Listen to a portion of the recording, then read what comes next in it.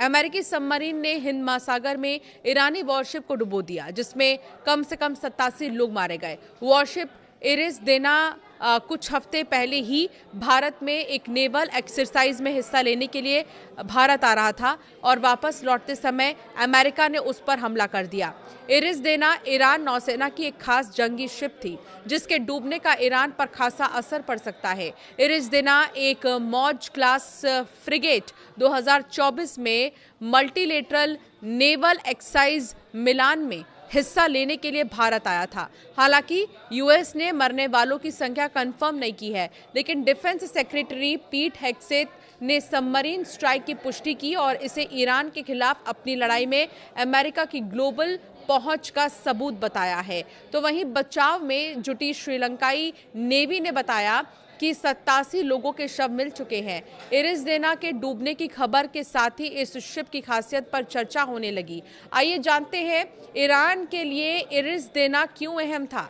Eris देना Iran की नौसेना का एक महत्वपूर्ण युद्धपोत था।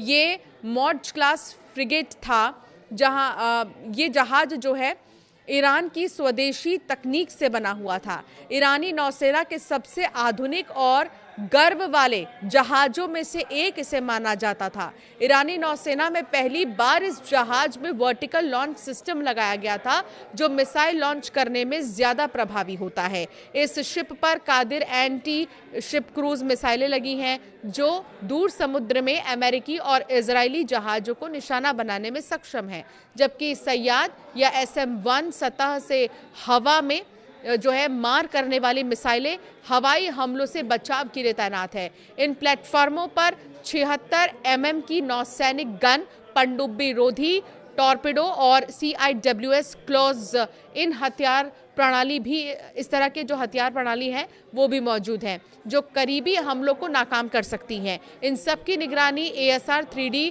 फेज्ड एरे रडार करता है, जो दूर से ही दुश्मन के ठिकानों को ट्रैक कर लेता है। अमेरिका नौसेना ने कहा है कि उनके इस हमले में शिप का बड़ा हिस्सा नष्ट हो चुका है।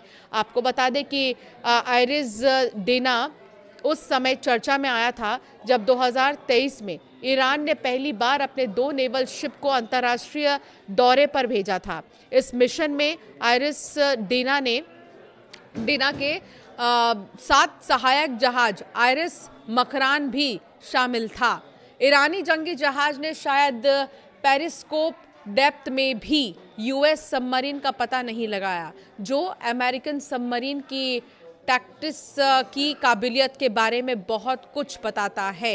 इंडियन नेवी ने 16 फरवरी को एक बयान में कहा था, इंडो पैसिफिक में सबसे बड़ी मल्टीलेटरल नेवल एक्सरसाइज में से एक के तौर पर मिलान 2026 दुनिया भर की नेवी को एक साथ लाएगा, ताकि इंटर ऑपरेबिलिटी और मैरीटाइम डोमेन, इसके अलावा अवेयरनेस और कलेक्टिव रिस्पांस काबिलियत को मजबूत किया जा सके। एक्सरसाइज में हार्बर और सी फेज में anti submarine warfare, air defence, search और रेस्क्यू वगैरह जैसे कॉम्प्लेक्स मैरीटाइम ऑपरेशंस पर फोकस किया गया था।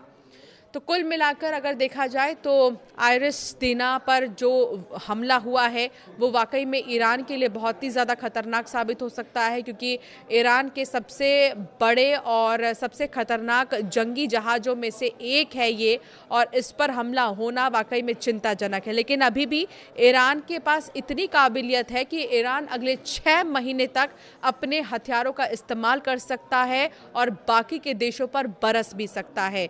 ईरान की तरफ से दावा किया जा रहा है कि वो जंग के लिए पूरी तरीके से तैयार, अगर किसी का सपोर्ट नहीं भी मिल रहा है तो वो अपने आप में बहुत ज़्यादा सक्षम है।